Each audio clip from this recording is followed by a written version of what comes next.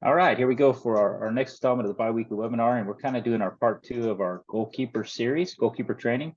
And this one's one thing I've been thinking about a long time, and it's including the goalkeeper into practices, because oftentimes the goalkeeper is put off the side and nobody looks at them. They do their own little training on the side, but they're never really incorporated into it. So last time we had James Crowder with WT, and he went through actual techniques of training your grassroots goalkeeper. But this time I got a special guest I've been super excited to have. I've had the pleasure of working with Trey with Region Camp with ODP. But I'll tell you what, is unbelievably knowledgeable human being and has a great wealth of experience to bring into it, plus going through the U.S. soccer goalkeeper education programs. So I can't think of anybody better to bring in than Trey Arhagba with the Tennessee Soccer Association. And he's working with the state association at various levels, and an amazing human being, amazing person. So without further ado, Trey, how are you doing today, sir? I am doing fine, Warren. I appreciate you having me on. I have no idea who the person you're talking about is, but I'll try to stand in for him. But thank you so much for having me on. No, for sure. Yeah, I know exactly what I'm talking about. So kind of going back in yours, we could just kind of go through a brief history, how you got to the point and what really led you to desire for this topic as well, because I know you and I talked about it when we were up in Region Camp, and the excitement that you showed for being able to cover it, I thought really warmed my heart because it hits the purpose that I was trying for anyway. But with that, I'll turn it over to you on that. Well, just to give everyone a little bit of a background, I started goalkeeping. I think I was the craziest, dumbest person on the team. Grew up in Nigeria. That's all we did. We played soccer and was fortunate enough to have some really good coaches and just kept on going and going, working my way through, returned to the United States, got injured in college, and again was fortunate enough to have someone that pointed me towards coaching. And since then, it's starting off as a goalkeeper coach and going on and doing that type of stuff. Got to a point where I've had the opportunity to learn from great people, mentor, and it's just gone on from there. So I was very fortunate to have some really positive people that redirected my energies to coaching. And even through coaching, some of the people that I've met as a coach myself have really, really um, created an opportunity for me to get better at what I do. So I would say very fortunate, very blessed to have the people that I've met in my life. So um, with Absolutely. that, can I go Oh ahead yeah, and start sharing one, or yeah, for what do you have sure. next? Go ahead if you'll start sharing, but I'm going to ask you one more question. So, how many times were you Absolutely. affected by the exact topic that we're talking about? So, if we're talking about you were set off to the side, said, "Hey, team trained," and there goes Trey off the side to do whatever he could to get ready to come back into practice. Did you feel that a lot, or do you see that in your growing up or your development, or did they in Nigeria include you into training with everything you did? No, I came from what we would, I hate to say it, probably the darker ages. I won't call them the dark ages, definitely darker ages of training. And we goalkeepers were trained very separately. We did our own thing. We had our own programs. A lot of times we didn't see the team except on game day. So it created an interesting storyline for us. We we felt different. I don't think we were as tactically aware as we could have been. A lot of times, the game idea was communicated to us a few minutes before the game, and a lot of times, training for us, again, was on the side and equated to getting 100 balls fired at us. So, looking back at it, I'm happy that we persevered through it, but I think we could have been better goalkeepers had we had opportunities to really train with the team and truly be a part of the team. No, for sure. And I think even especially with the modern goalkeeper, because you're probably, you know, I bet I'm not going to even throw age, but I can remember back in the day when the back pass was acceptable to pick up. Remember when the goalkeeper could, you could throw a throw into the goalkeeper and they could pick it up.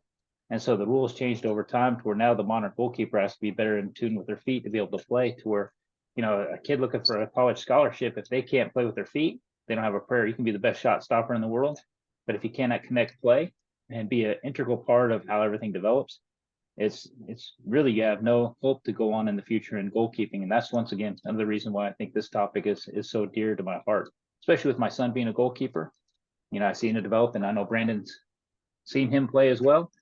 But those are the kind of things that are leading into what this topic leads into and what we're trying to get to. With that, without further ado, I'll turn it over to you and sit back and enjoy the show and jump in. Oh, one last thing. If you have a question, if you'll put it in the chat, I'll monitor the chat for Trey as well. And if there's something on your mind, don't hesitate, and I'll pause him when he has a pause, and we'll ask questions at the end. We'll have a question and answer period as well. But if you see something as you go through, this is, once again, it's for you guys. It's for those people on the call that want to learn, and you will not find a better gentleman than Trey to open up to answer any questions. But with that, I'll turn it over to you, and it's all yours, sir.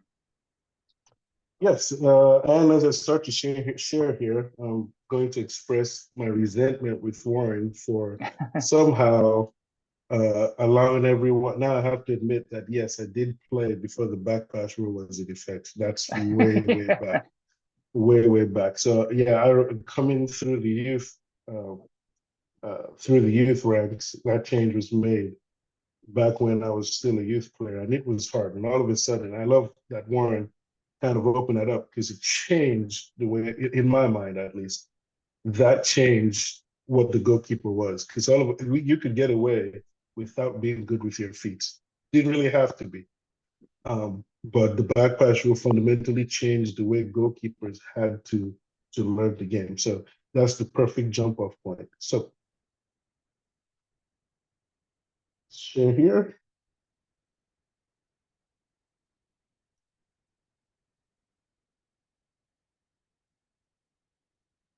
Hopefully everyone can see my screen. All right. So again, thank you. Our topic today is incorporating the youth goalkeeper into practice, and I am especially proud to be a guest of North Texas Soccer. Thank you for having me, everyone. Thank you for putting up with me today. And I always say, just so that you know who is talking, who I am, just a quick overview of what Warren already talked about. Serve at Tennessee Soccer, a couple of different hats, but that's the official one.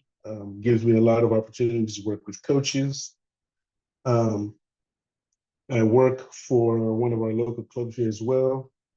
Big shout out to my goalkeeper union at Kings Hammer here in Murfreesboro, Tennessee. Serve as the director of goalkeeping and performance analysis.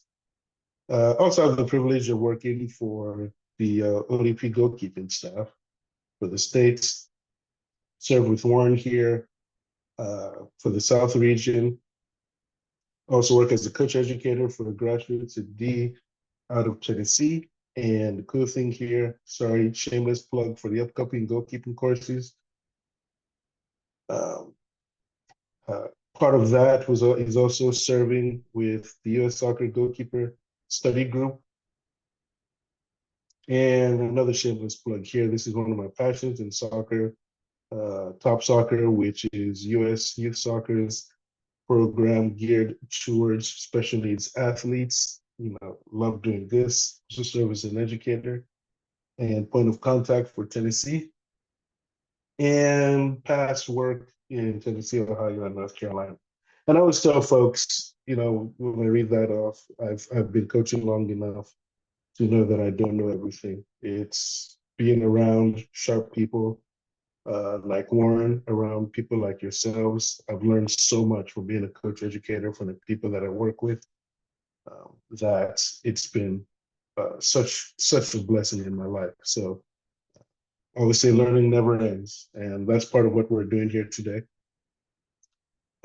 Just wanted to give a shout out. This was in June.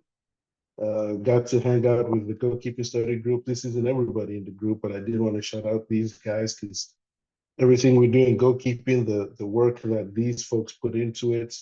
This was a U23 national team. Guy in the center is Coach Russell Payne. He is, and I would say, I'm sorry to brag, goalkeepers, always the smartest people. I'm sure everyone would agree. But the real reason is I'm talking about Russell Wilson, who's in the middle there. Sorry, Russell Payne, who's in the middle there, who um, just finished a session with the U23 national team and had the time and patience to answer any questions there and afterwards. That's the type of knowledge that we need. And again, these are different, these are coach educators and coach educator developers that are working through the goalkeeping program. A lot of you will know Zach Crawford as well. Sammy, who's been a guest on this webinar series. All this to say that anything that I am is because I've been lucky enough to be around these folks who truly, truly sacrifice so much to advance learning. So just wanted to go over our main points, talk about, why, we could be here and just hang out, but why is it important to incorporate the goalkeeper into training? Why not do it the way we typically do it? Talk a little bit about the payoff, ideas, use a little bit of diagrams to go over ideas, considerations, and then also just a few resources to help those of you who want to explore this a little bit more. So we say the why. Why is it? And Warren gave us, again, the perfect jump off point. Soccer has changed, it evolves. If those of you who are watching the Euros, if you fell in love with soccer circa 2008, 2009, 2010, Spain was arguably the dominant force. Tiki-taka, death by a thousand passes, just possession oriented. And it was the most beautiful thing in soccer for those of us who just love possession-based soccer. But then it was solved, right? All of a sudden, folks learned how to. The last World Cup was an example, right? Teams now know, hey, I might not have that ball, but 10% of the game. I might have 1-2 chances, but I'm going to take those 2 chances. All that to say, this game has evolved. Where when I was a goalkeeper, I was a specialist in the true sense of the word. I was a separate entity on the team, I felt. We did our own training, our own thing, and all we had to do was be very good at shot stopping. Didn't really think about distribution. We were ranked in my time. A big part of our ranking was how far we could get the ball out of our 18 in terms of distribution. Okay, and then the monumental change, the change to the back pass rule, I think, in my mind, is what instigated the change. Goalkeepers started becoming extra defenders, started becoming more adept at field play. And so philosophy has changed. The big thing that we like to say now is the modern goalkeeper is a soccer player first. I'm sure everyone has heard this. We've heard variations of this. But at the end of the day, your goalkeeper has to be one of the 11. The trick question that we hear coaches say that I think is so true is, who is the first attacker? Goalkeeper. Just as we say who the first defender is, when we're out of possession, it's the 9 up top. The goalkeeper now has such an integral part in build-up as well as organization that it's just not enough to be someone that could dive to the upper 90 from far post. Has to be someone that can do that, but as well as manage the game, control the pace, keep people organized, be a coach on the field. So many pieces to that. And the only way that can be fully realized, in my opinion, is by making sure that the goalkeeper is a true part of the team. So we love to say that, and we say, what is the payoff? Let me paint a picture to you. This is a true story. Was walking through my club at a rec practice. Now, typically, before I tell you what happens typically, but I heard a coach negotiating with a player, 7-year-old. The coach, and it was funny. The coach was on his knee talking to this player and was truly begging this player, like, hey, I need you to go and goal. So just by gleaning how the coach was talking, they have a roster of players that play in goal. And I think the way it worked was if you were late or you missed, you had to play in goal. And so one of the players that was supposed to play, that was supposed to be punished in that game, didn't make it to the game. So he had to find someone else. And this player was just not feeling it. So the coach is, hey, I need you to play and go. Then I was, hey, if you do it, you'll never have to do it ever again. Just do it this game.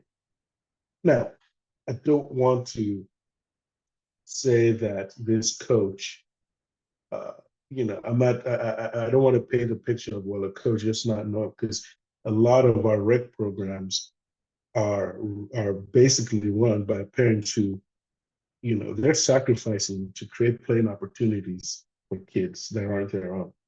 And so typically, a lot of times you'll go to these programs, everyone signs up for rec soccer. They need volunteer coaches, and they go to this parent who's just never played soccer before, or potentially has, it's just the only reason that they're doing this is to ensure that their kid has an opportunity to play. So this is not a knock on those great people who do this, but I do want you to guys see what is going on in the mind of that kid. This kid is thinking, good Lord, this is the worst thing in the world. Don't want to do it. Coach is begging me. I have to do it. Okay. So the whole idea is from a psychological standpoint, can we create opportunities where the goalkeeper does not feel so isolated? The goalkeeper doesn't feel different. And I think a key part is at those young ages. Can we create those environments where the player feels like, hey, this is great. This is something that I want to do. So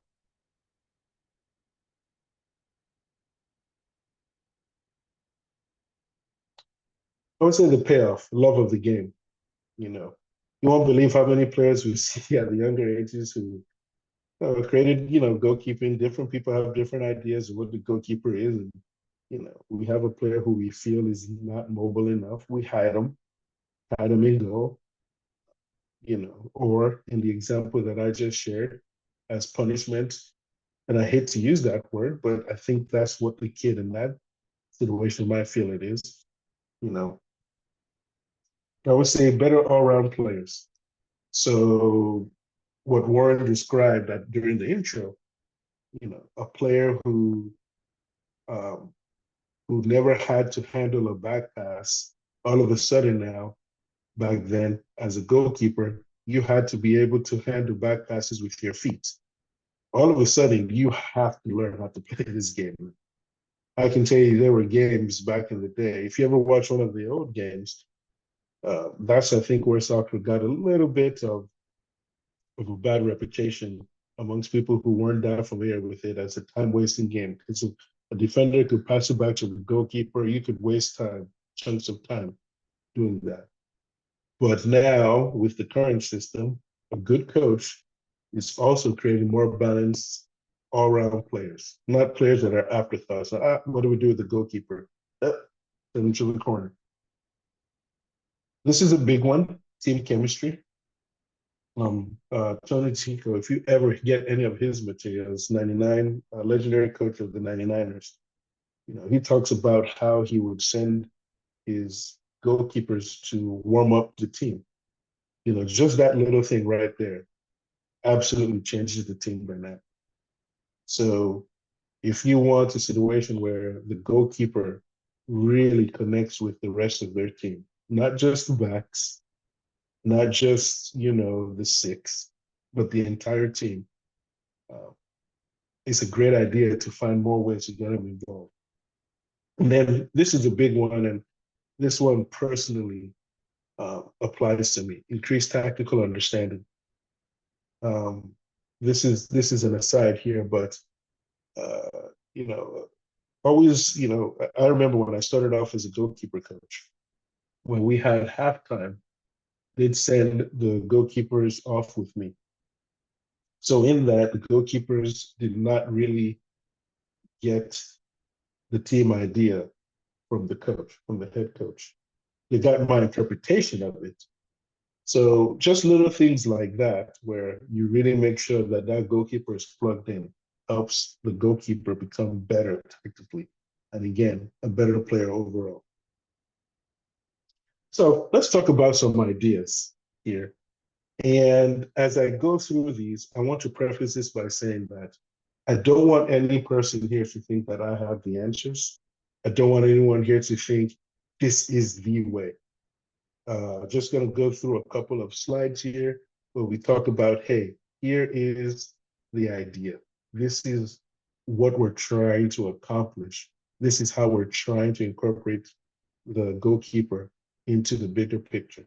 So I don't want anyone to think, well, this is the way. If you don't do it this way, then you're failing. No, I think we all have different ideas. And again, I've been coaching long enough. I always tell younger coaches, tongue in cheek, I don't think I've come up with an original idea in my coaching career. I'm just very good at taking folks' ideas. Hey, I'll watch what Warren does in this situation, and oh, it's my own. And I don't have any shame with regards to who I get this from, whether you've been coaching for 30 years or 3 days. If it's something that can benefit the kids, I can take it. So just want to make sure that um, that everyone understands these are not ironclad concepts. So basically, before we go, rotating keepers, okay? Is this an idea? Absolutely. Depending on the age you're working with, and I'm not going to get into philosophy. I won't presume to talk for any federation, but philosophy-wise, you have to decide, and we'll talk a little bit about this later, when a full-time goalkeeper becomes a full-time goalkeeper. Is that 7 years old? Is that 17 years old? Different organizations look at it differently. I think we can all agree that goalkeepers playing with field players as much as possible is almost never a bad thing. So perhaps rotating, particularly at the younger ages, goalkeepers, making it privilege as much as you can is great. Some points they might like it less, and then you might start to reduce the amount. But as long as you can keep as many players playing the position, it makes it, in my opinion, not so much of a novelty. Makes it not a scary thing. So that's one idea to consider.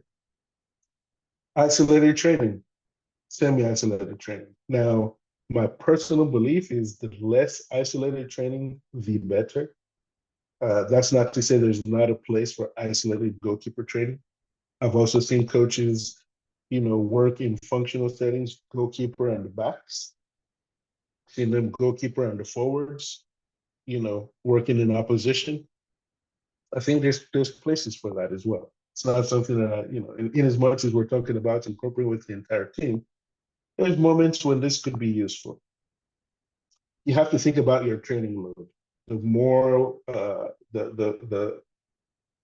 the deeper we get into coaching, the more we learn about how load and strain creates injuries. It's our job as coaches to understand the science behind it and to create safe environments for our players. So you have to think of the load. A lot of us coach players that might play other sports.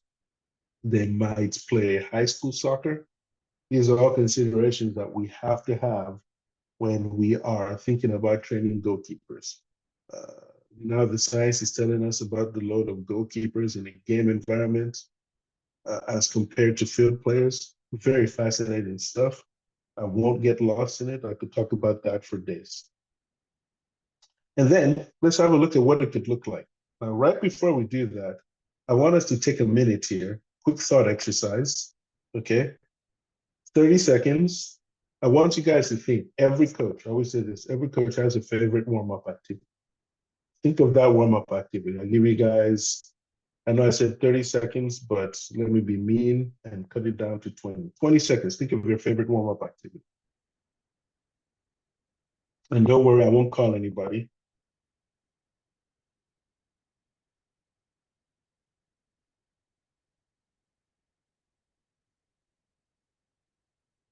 Couple more seconds. Just think you had your team out right there, right now. You wanted to create a smile, an enjoyable activity to start off practice. What would you do? All right. Now, second question. This is essentially what we're talking about here today, guys. Think of that activity. How can you make it functional for the goalkeeper? How can you make that activity that you love to do with your team? How can you make it where it's still enjoyable for the team, and yet now you have the goalkeeper a little bit more involved? How can you make it where the goalkeeper might actually be doing goalkeeper activities? I always say when we create activities, I think all of us can create engaging activities. All of us can create useful activities. I think the tough piece is combining the two. You make something that is engaging to the players and is very useful, something that the players will have fun with and will still make them better. And I think once you can get those two pieces together, I think you pretty much answered the question that we're trying to answer collectively as a group here today. So, NGF non-game form. I have a quick activity here. So we all love rondas. Let's give a shout out to Spain, Euro champions. If you guys were watching the game yesterday, there was a point there where I was like, England's going to get it back. Spain, they're champions. All hail Spain again. Okay, so we all love rondas. It's an easy activity to set up. It has its pros and cons. I love when you can make it directional. In this case, it isn't. So we have 4 players. Instead of putting a 5th player, let's think of yellow as a goalkeeper. So now, how can I create this activity? How can I manipulate this space where instead of having the goalkeeper to the side with the goalkeeper coach, it's part of the team. So now, you can see you have the goalkeeper in the middle. Now, as a goalkeeper coach, there's a lot of things I can coach in this. Even while the other team is working on stuff, I can work on cutting off the ankle. I can manipulate this to create a situation where the goalkeeper has to just cut off one of those players. Okay. Now, if you look at the 4 corners, you see where I added goals. So one basic philosophy, this is a personal philosophy, is that goalkeepers don't only defend. As much as I can in the training activity, I want to give the goalkeepers an opportunity to attack.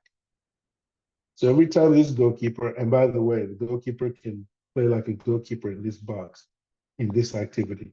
He can use his feet, he can use his hands. If the goalkeeper is able to secure the ball, the idea is to immediately find one of the mini goals on the outside.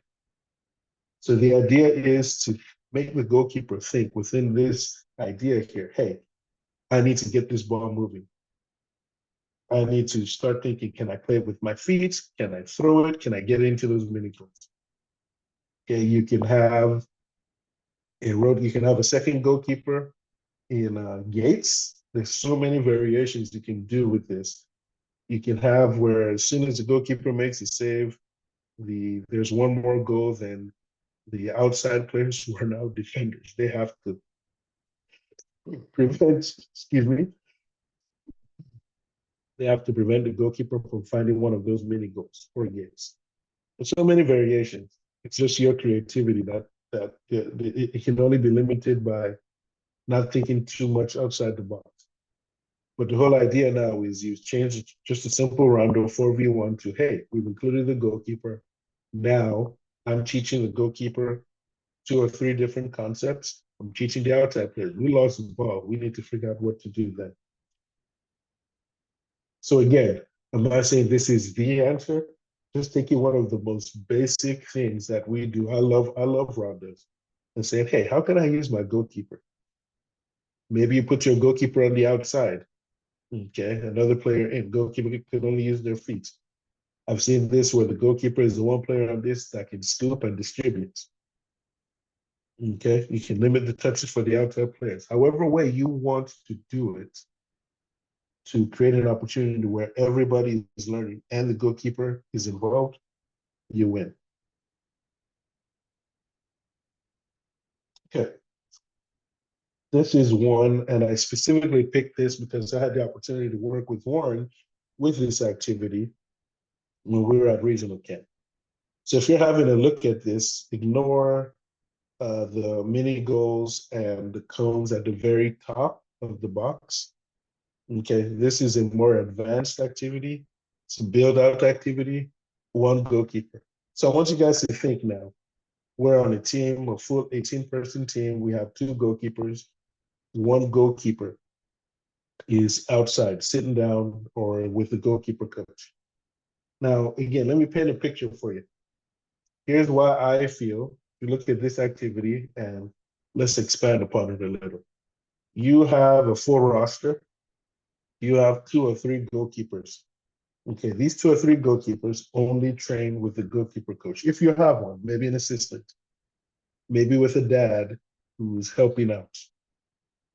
Okay, now you have very fixed starting positions. So you have one starter, and maybe another goalkeeper who doesn't play as much. So I also want you to think about the psyche of that second goalkeeper as well. So it's not just the one goalkeeper we're talking about. We're talking about the second goalkeeper who might feel very isolated. You know, now that person is even feeling that further from the rest of the team. So we always say, in as much as possible, can we get all players playing? That's not always possible in our environments. We'll talk a little bit about that. But when we can, we not. So this activity incorporates an end zone. It incorporates a goalkeeper trying to find the center forward, the nine in the end zone. One goalkeeper. So going back to our thought exercise, how can we create an activity that includes the other goalkeeper? Maybe we just manipulate it just a bit. So now we see just a quick whatever, we've taken on the goal from behind, we've added the second goalkeeper, and however way you want to structure this is great. Now the goalkeeper is, both goalkeepers are now part of the activity. I've seen where coaches will just generally, so there's now an end zone at the bottom, and the objective for the red team is to find the goalkeeper to his hands. The objective for the blue team is to find the goalkeeper at their feet. You can mix and match that as much as possible. You can kill the end zones and add 3 mini goals. The whole point is you have a goalkeeper working on goalkeeper activities and they're getting better. Instead of taking 200 shots only, which may or may not truly reflect the game situations that this goalkeeper will face on the game day. They're getting a whole lot more touches too. So again, if you look back at the original activity, one full goal, 2 end zones, one goalkeeper is not there, and then in the second alteration, 2 goalkeepers working. So again, I want to remind everyone that looking at these, I'm not saying that these are this is the way a practice is run. This is your goalkeeper should never get shots. There's a million ways you can manipulate this first activity. You're working on shot stopping. You can tweak your numbers where the goalkeeper is facing a lot of shots. You took your numbers where a lot of those services are coming in wide, where you can create superior numbers on the flanks that the goalkeeper and the backs have to defend on. But the whole idea of the alteration is when and where possible, can we incorporate both goalkeepers on the team into the activity? But now let's talk about some considerations, because it's always great to have these great ideas. But the reality is that in different environments, we have different things that affect what we want to accomplish. So again, you have to deal with club and your personal philosophies, game models. What the national team does might be different than what I do right here in Murfreesboro. Different objectives, different needs, different. I was watching the national team train, and guys, I don't get jealous about. I was jealous. The amount of equipment, the amount of assistance they had, the professionalism. They were boom, boom, boom, boom. Okay.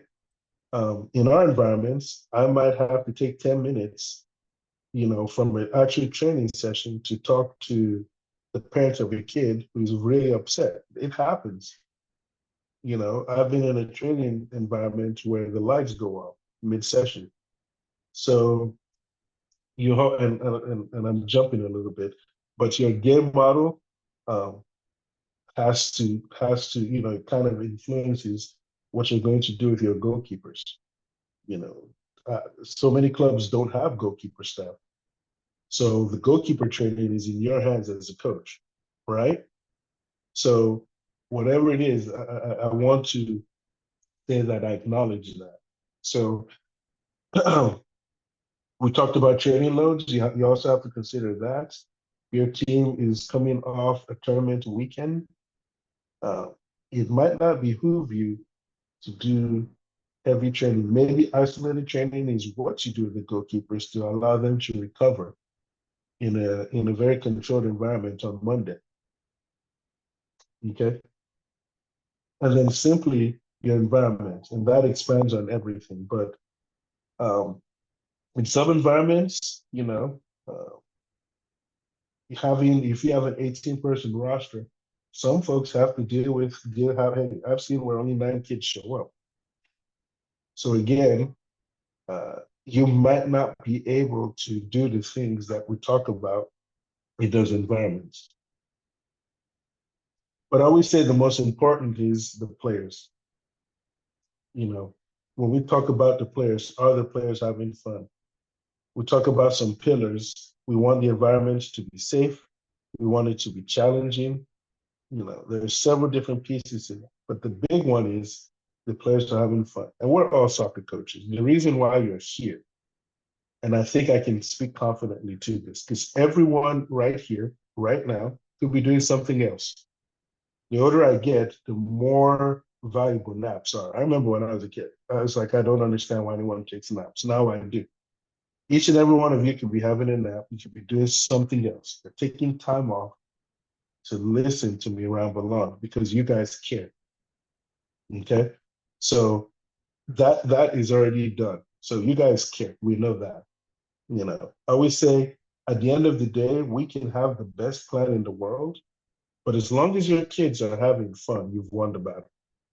We can look back and say, I did this session, I designed it, I did something, I wanted the goalkeepers to be involved, but it's really not coming together. You look and these kids are playing and you see a couple of smiles, you've won the battle.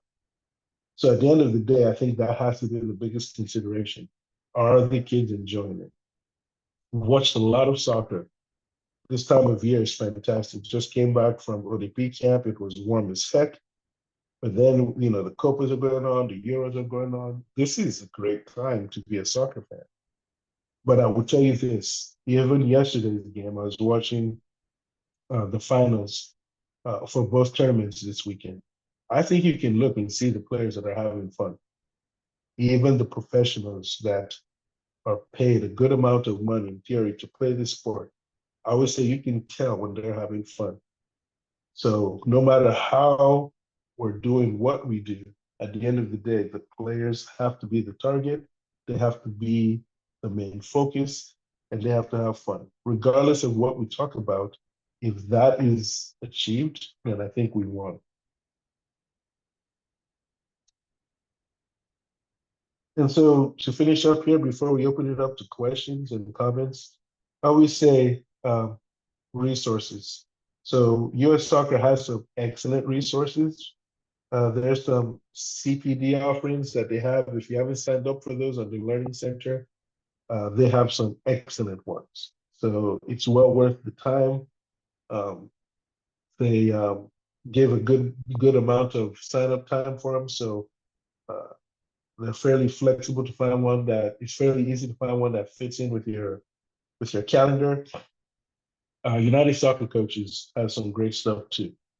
FA Learning, that's another CPD treasure trove with regards to goalkeeping stuff. And I'm a shameless fan of this webinar series, and not just because I'm a guest, but because it's really good stuff. A lot of colleagues that I've learned to respect, Warren has had them on here, and so I would always say this is a great resource. But outside of that, just open it up to questions, comments, whatever anyone has. Um, just want to say a big thank you. I'll put this back up on later if Warren asks me to, but just going to stop sharing right now, and hopefully we have an opportunity to discuss some.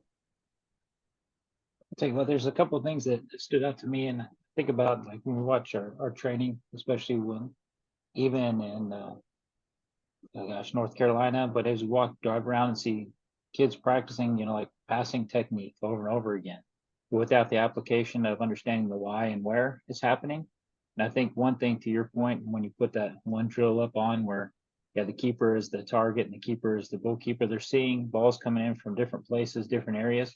And I think it adds to what the technical training is. It actually puts, what do you put it? I'm trying to think of the word to put on, but it puts context to their training.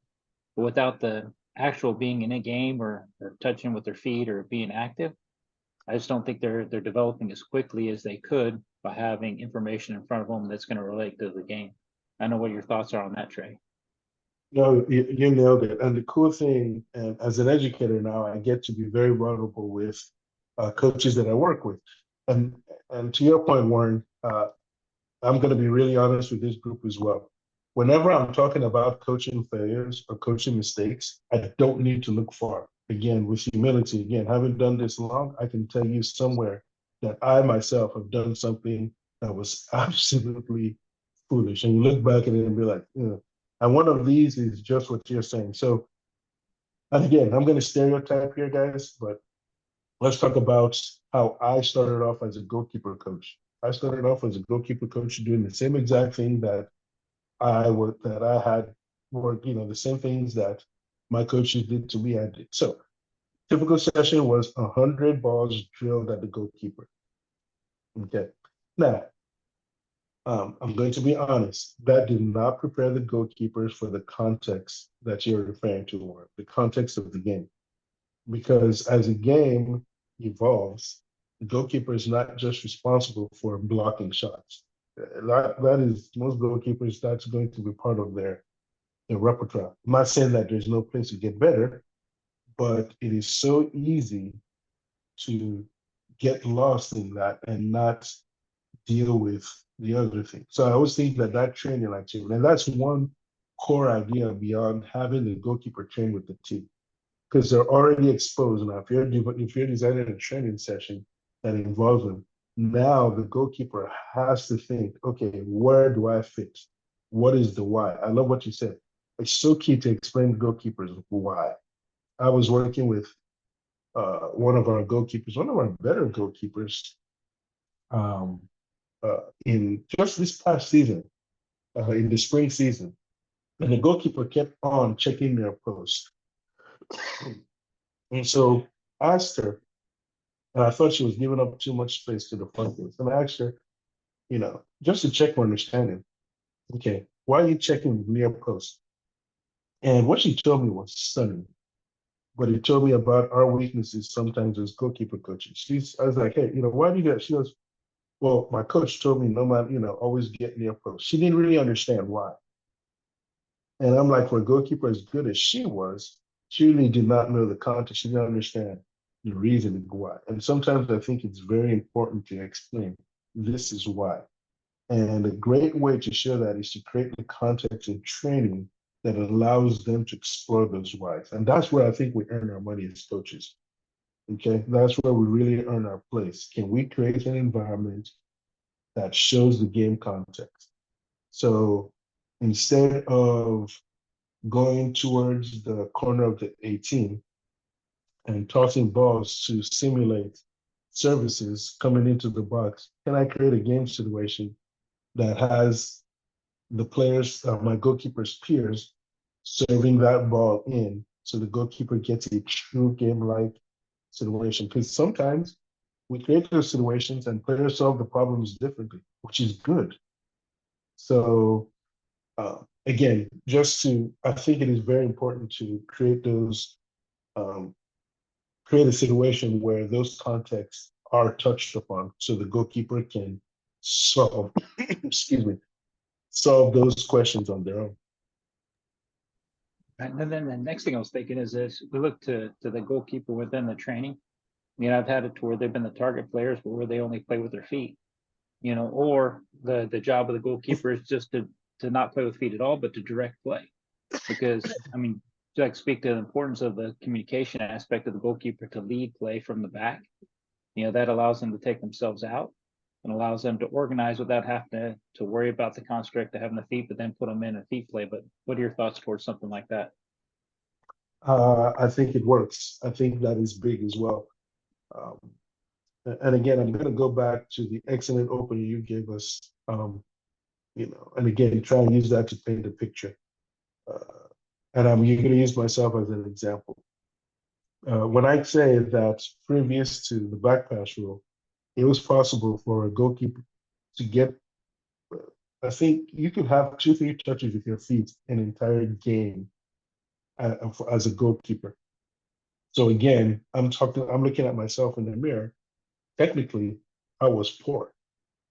So I would be considered a pretty good goalkeeper. I was good enough to go fairly far, but I didn't really need to be good with my feet. I had to relearn that. And again, um, here's another thing for folks to think about. I specialized in the system that I was. We specialized as goalkeepers from age 9, and at age 9, they put us in a big goal. That did, again, looking back at that, that was not the best for my development at all. So you're talking about someone that didn't have to use their feet. I could dive out the ceiling. But again, in today's game, coming through, I would struggle. I would really, really struggle. So just the idea of, even if, and I've seen this, goalkeepers having a recovery day, being on that back line and just directing stuff, getting used to that communication. Oh, that's massive. That is huge for goalkeepers' development. And again, any time that you can say, I don't have the goalkeepers in isolated training. And again, I'm not saying that that is a crime, but I'm saying the less time that they do that and the more time they're spending with their team, even if it's just communicating. I've seen some coaches who I've seen this. It's a game that they've done where goalkeepers working with the back line, and then there's another goalkeeper behind the goal giving directions to the goalkeeper. I think it was called blindfold or something. So essentially, the goalkeeper did not move until the goalkeeper behind the goal gave them information, which they then communicated. Now, you could argue about how effective it was, but the idea was you're including the goalkeepers and you're helping out with communication. And I think that's just that creative piece. How can I keep these guys or girls from being on their own, just ripping shots at each other? No, I love that. And then we've got quite a few people on. Is there anybody else that on the call or on the meeting today that has questions that they'd like to ask? Like I said, I've thoroughly enjoyed this trade. This has been awesome. And I know that there's other people that might have questions out there as well, but I'm gonna open it up. You can unmute yourself. You're more than welcome to do so. Or if you type in the chat, I can read it for you. But I want to open it up now to the floor. Anybody have any questions? I had a question. All right, Hey, Coach, go ahead. Hi, my name is Jimmy. I'm a goalkeeping director in Dallas now. I just moved back from South Texas, actually. But I was interested to know, you mentioned these goalkeeper specific courses through the Federation. Now, when are those going to start to get offered? Because that's kind of what I've been waiting for the last few years is a course like that to be available. Yeah, Jimmy, so we have been really hard at work. Those are, I don't know how much of this I'm supposed to reveal, but I can tell you that the pilot courses are just about there. So in the fall, I can almost guarantee you in the fall, there will start to be opened up. I think the first one was just, I think the first email just went out this month, I think. I don't know if you saw it, Warren, but I thought the first offering went out this month. But if you check the Learning Center, it should be listed. So if I have misspoken, we'll blame it on Warren. And I'm fairly certain the intro email for the first one just went out. Okay, awesome. Thank you. Yeah, No, my pleasure. And Trey's point, if you'll keep in track of the Learning Center, they're posting those things regularly. I think just opened up the scouting one. I know that for sure. That just came open, but they're always popping up new things at Learning Center. That's a great question. Anybody else while we have Trey here?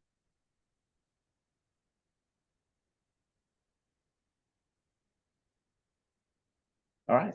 Well, with that being said, I wanted to thank you very much for taking time out of your busy schedule to help out with our coach here in North Texas. If you're interested in this or any other one of the webinars, we have our YouTube channel. All you do is look up bi-weekly webinars through North Texas State Soccer Association, and you can get this as well as access to plenty of other things.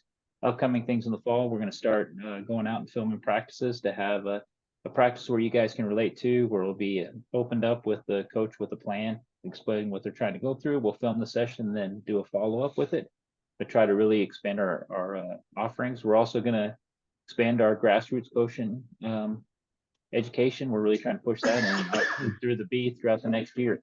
But we're here for you guys, and if you have any questions, feel free to reach out to me at warren@ntxsoccer.org for any of your coaching needs or coaching education questions. And once again, Trey, thank you for taking your time out of your day to be here with us.